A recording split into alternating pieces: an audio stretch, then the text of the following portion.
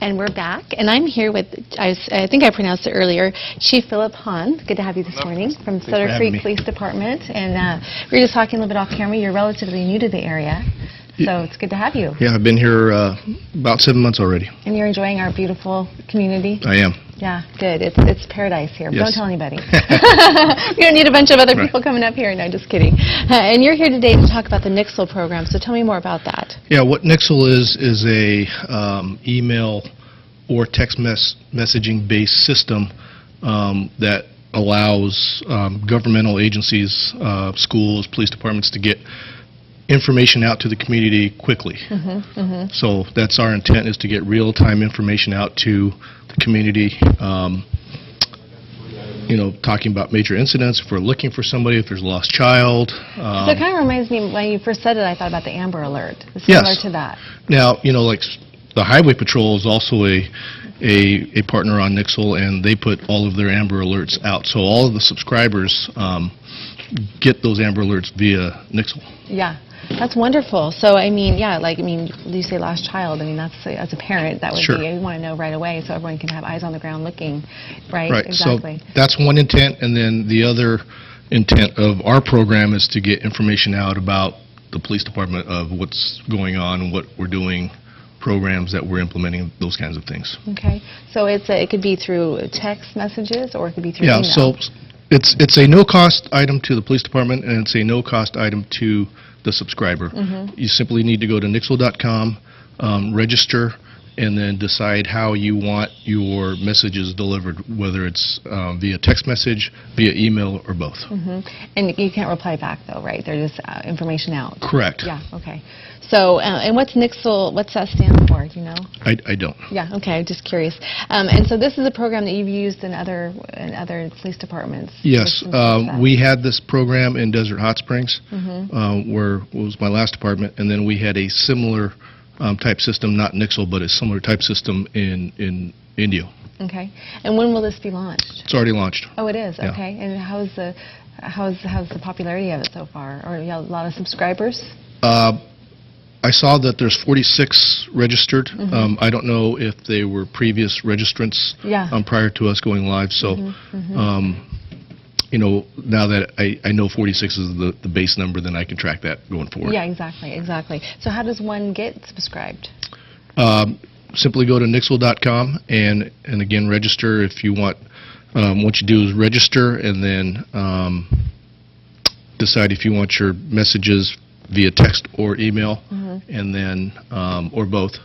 And then there's also a way to get either an Android or iPhone app there. Yeah, that's great. Okay, so it'll actually be someone from your staff disseminating this information or sending these messages out. Correct. And that's going to be our challenge because of our staffing levels. If we have officers working an event, you know, it may not be conducive for them to stop what they're doing and then make a NIXLE alert. So, we will. Our intent is to get that information out as quickly as possible. I noticed that there's, you know, for an example, I own police department and other police departments, you know, have Facebook pages and things like that. So I think that those are the great ways to get information out to the public through social media type things like. And this would kind of fall into that category a little bit. Sure. Yeah. Does that help your job, or is there burdens to it as well? Well, it's just another avenue of getting information out to the public. You know, I have found in my career the key is, whether it's a website or a Facebook page or NIXLE, is you need to constantly update your information, and it don't, you know, not have information go stale and there's nothing posted for 6 months. Exactly. Because then people lose interest.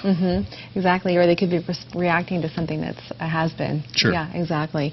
So you mentioned transparency in the police department. What does that mean? Well, you know, what we want to do is let the public know of programs, the goings-on of the police department. For example, we are testing taser cameras. These are body-worn cameras that the officer will audio record and video record all of their interactions with the public. Okay. And we're in the test and evaluation portion, but numerous studies have shown that uses of force and the amount of citizen complaints in other jurisdictions have gone down tremendously. Wow. So And- it's an accountability.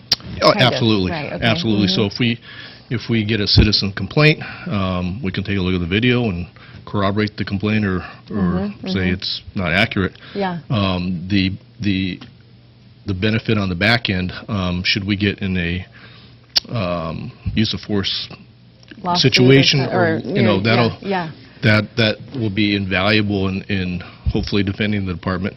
And then on the court side, when we're submitting our case to the DA's office, there it is for the prosecutor, the defense, and the jury to see the evidence. Exactly. That's wonderful. Yeah. How many police departments do you think are using cameras like this? I don't know of any in Amador County. There are numerous departments in Southern California, and in fact, even down the 99 corridor, it's kind of the wave of the future. And how do police officers feel about it? They probably feel pretty good about it. That it's I mean, maybe a little invasive at first. Maybe it feels like that, but I think it depends on the culture of the department. Yeah. Some departments, guys are going to think that Big Brother's watching, their administration's watching. I have talked to my officers, and they welcome this, again, to show that they're out there doing the right thing. Exactly. Yeah, exactly. If you're doing the right thing, no matter what job you have, then you have nothing to be concerned Sure. about. That's Absolutely. right. Yeah, so that's good. So when do you think you'll be implementing this or Well, testing it? we're in the test and evaluation phase right now.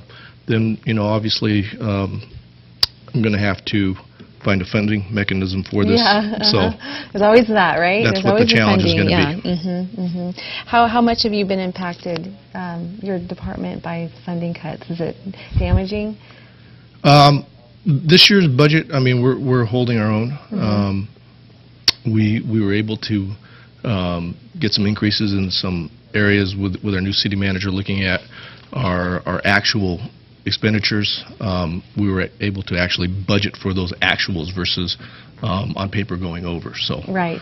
So That's I think good. we're holding our own. It's Good. It's tough, but You got to do more with less. that's right. Good. Okay, so one more time, the website is NIXLE.com. That's, and make sure I get it right, NIXLE, right, .com. Correct. And that's how someone could prescribe, or subscribe, I should say, to that messaging system. Correct. Either through email or text, cell phone. Correct. Good. Okay. Well, thank you for being All here right. today. Thanks for Really having me. appreciate it. All right. We're gonna head on over to Supervisor John Plass for a supervisor update.